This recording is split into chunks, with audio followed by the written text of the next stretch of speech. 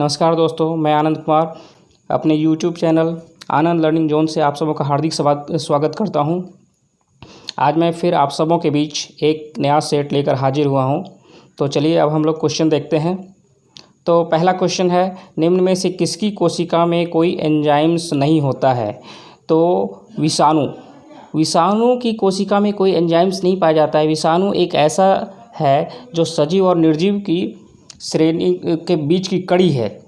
अब पहला ऑप्शन अगर हम लोग देखते हैं लाइकेन, तो लाइकेन क्या होता है? लाइकेन शैवाल और कवक के बीच एक संबंध होता है जिसमें दोनों एक दूसरे की मदद करते हैं। और लाइकेन से हम लोग प्रदूषण की जांच करते हैं, वो प्रदूषण का एक इंडिकेटर भी होता है।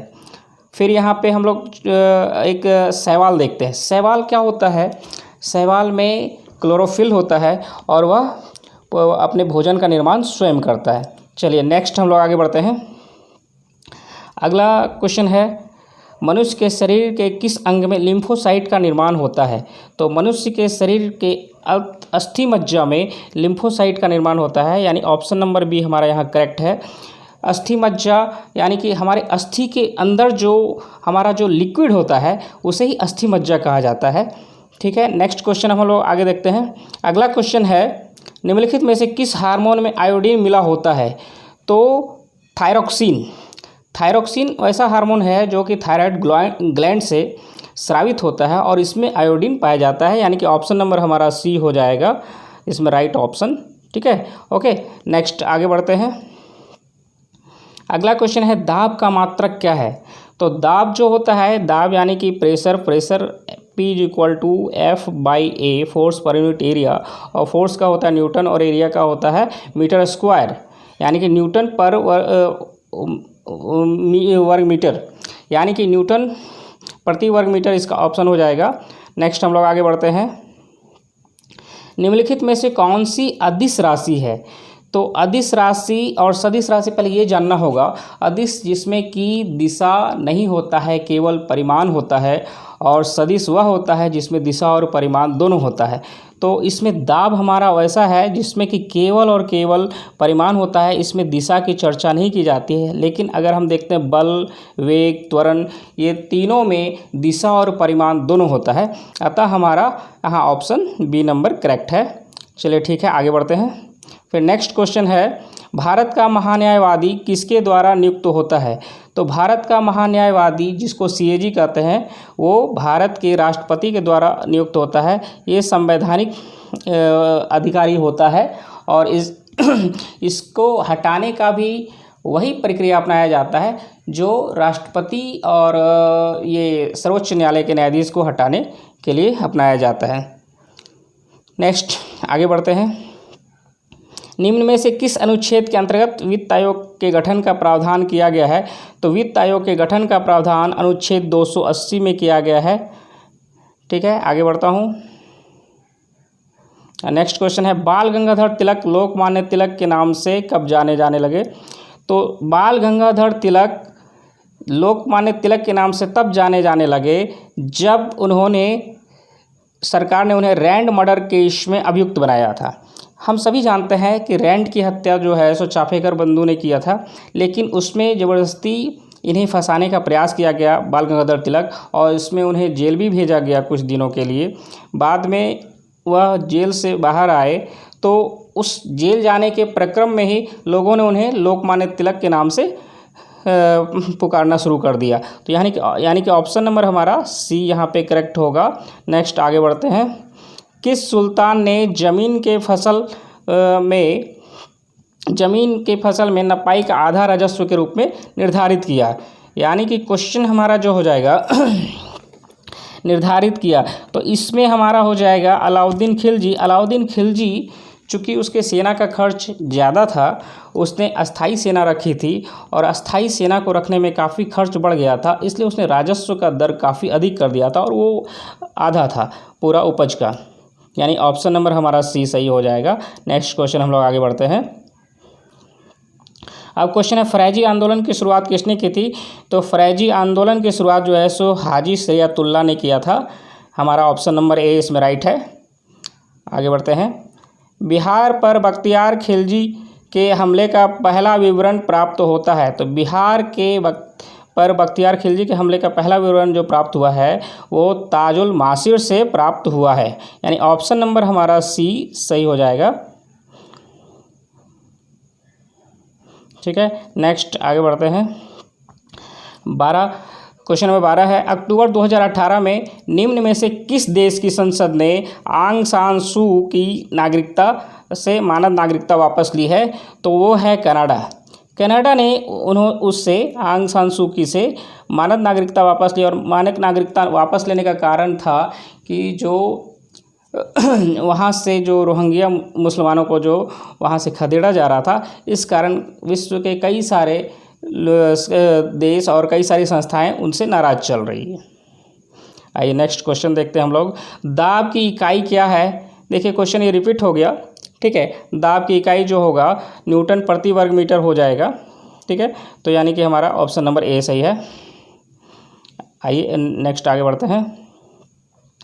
फिर आर्द्रता किस उपकरण से मापी जाती है? तो आर्द्रता जो है सो मापी जाती है हाइग्रोमीटर से, ये जानना बहुत ज़रूरी है यहाँ पे। और यहाँ पे हाइड्रोमीटर जो है वो एक्चुअली क्या है कि जल से संबंधित है, वो जल को मापता है। और पायरोमीटर से हम लोग क्या कहते हैं, ताप को मापते हैं। लैक्टोमीटर से दूध की शुद्धता को मापा जाता है। आइए आगे बढ़ता हूँ। कोशिका का शक्ति स्रोत क्या होता है? तो कोशिका का शक्ति स्रोत जो होता है सो माइटोकॉन्ड्रिया होता है, क्योंकि माइटोकॉन्ड्रिया में ही श्वसन होती है और उस श्वसन के फलस्वरूप ऊर्जा रिलीज होता है, और वो यानी कि शक्ति का स्रोत जो हो जाएगा हमारा वो माइटोकॉन्ड्रिया हो जाएगा, यानी ऑप्शन नंबर बी राइट है। नेक्स्ट आगे बढ़ते हैं। संयुक्त राज्य अमेरिका के केंद्रीय विधानमंडल को क्या कहा जाता है? संयुक्त राज्य अमेरिका के केंद्रीय विधानमंडल को कांग्रेस कहा जाता है। ऑप्शन नंबर ए हमारा यहाँ पे राइट है। ठीक है, नेक्स्ट आगे बढ़ते हैं। तंजौर में प्रसिद्ध बृहदेश्वर मंदिर का निर्माण किस चोल राजा ने करवाया था? तो तंजौर में जो प्रसिद्ध बृहदेश्वर मंदिर का निर्माण जो है सो चोल राजा राज प्रथम ने करवाया था। ऑप्शन नंबर सी हमारा यहाँ पे सही होगा। ये बीपीएससी में पूछा हुआ क्वेश्चन भी है। नेक्स्ट आगे बढ़ते हैं। नील नदी के देवता को किस नाम से जाना जाता है? तो नील नदी के जो देवता हैं उसको ओरिसिस के नाम से जानते हैं। नील नदी को मिस्र को नील नदी का देन भी कहा जाता है, और नील नदी विक्टोरिया झील से निकलती है। ठीक है, चलिए आगे बढ़ते हैं। प्रसिद्ध मैग्ना कार्टा पर इंग्लैंड के किस राजा ने हस्ताक्षर किया था? तो प्रसिद्ध मैग्ना कार्टा पर इंग्लैंड के किंग जॉन द्वितीय ने हस्ताक्षर किया था। ठीक है, तो इसमें ऑप्शन नंबर हमारा सी हो जाएगा, किंग जॉन द्वितीय। ठीक है, आगे बढ़ते हैं। तेलुगु देशम पार्टी का चुनाव चिन्ह क्या है? तो तेलुगु देशम पार्टी का जो चुनाव चिन्ह है वो साइकिल है।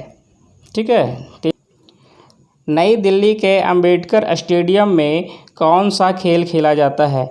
तो नई दिल्ली में जो अंबेडकर स्टेडियम है वहाँ पे फुटबॉल खेला जाता है। नेक्स्ट, घासीराम कोतवाल के लेखक कौन हैं?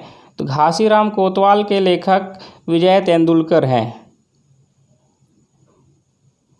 अगला क्वेश्चन, कोरोना किस देश की करेंसी है?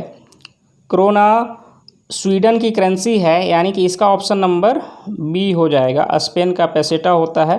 ठीक है, और इटली का लीरा होता है, ये तो आपको पता ही है। चलिए नेक्स्ट आगे बढ़ते हैं। सबसे ऊंचा बौद्ध स्तूप कहाँ पे है? सबसे ऊंचा बौद्ध स्तूप सांची में है, जो कि एमपी में है। ठीक है, और सारनाथ जहाँ पे महात्मा बुद्ध ने अपना पहला उपदेश दिया था, और वैशाली महावीर का जन्मस्थली है। चलिए नेक्स्ट आगे बढ़ते हैं।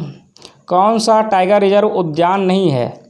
तो इसमें हो जाएगा मानस, जो कि असम में है, वो उद्यान नहीं है, वो नेशनल पार्क नहीं है। ठीक है, चलिए नेक्स्ट आगे बढ़ते हैं। भारत की महान सुपुत्री का पुरस्कार किसे दिया गया है?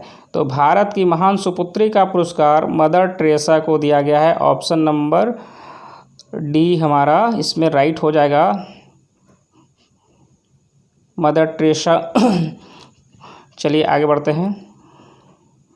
कौन भारतीय संविधान की ड्राफ्टिंग समिति के सदस्य नहीं थे?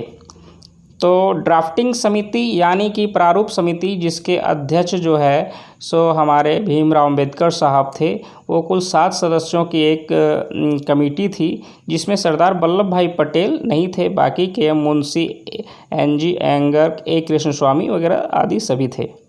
नेक्स्ट, सतलज नदी का स्रोत कहाँ है? सतलज नदी जो है सो तिब्बत से निकलती है, इसलिए इसका ऑप्शन ए हो जाएगा।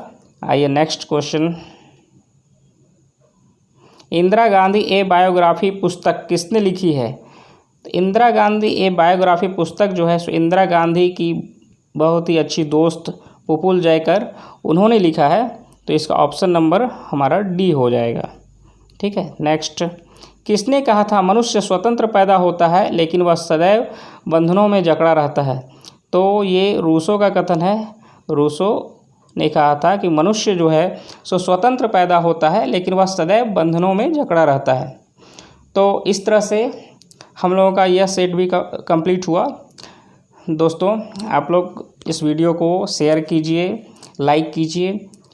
अभी चूँकि शुरुआत है इसलिए इसमें थोड़ा सा प्रॉब्लम दिख रहा होगा, इसके लिए मैं क्षमा चाहता हूँ। लेकिन आने वाले दिनों में ज़रूर आपको एक क्वालिटी कंटेंट और एक अच्छा रूप में मिलेगा, क्योंकि मैं थोड़ा टेक्निकली साउंड अभी बहुत ज़्यादा नहीं हूँ, मुझे भी सीखने में बहुत टाइम लग रहा है हर चीज़ों को। तो आप लोग थोड़ा सा मेरी मदद करेंगे तो धीरे धीरे सब काम आसान हो जाएगा। इसी के साथ मैं यह समाप्त करता हूँ। Thank you.